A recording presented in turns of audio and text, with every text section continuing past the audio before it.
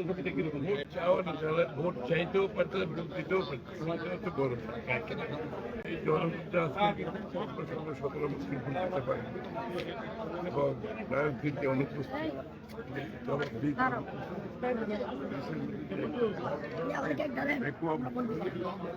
এখান থেকে দেশটা বেরিয়ে আসবে, আমরা গণতান্ত্রিক হতে যাবে, গণতান্ত্রিক হতে ফিরে আসবে। জনগণ তাদের নির্বাচিত প্রতিনিধি করবে, সরকার করবে, যারা তাদের কাছে দায়বদ্ধ থাকবে, জবাবদিহি থাকবে। এটাই তো রাজনীতি, এটাই গণতন্ত্র, এটা জনগণ আশা করে বাংলাদেশে।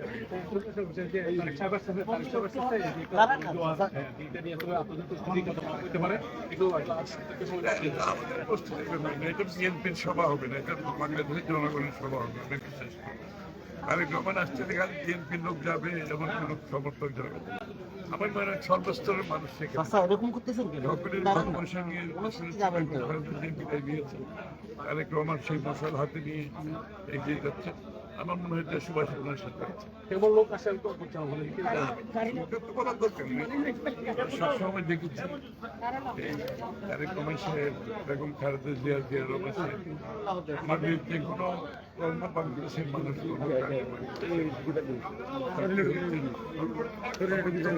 এবারও তাই হবে।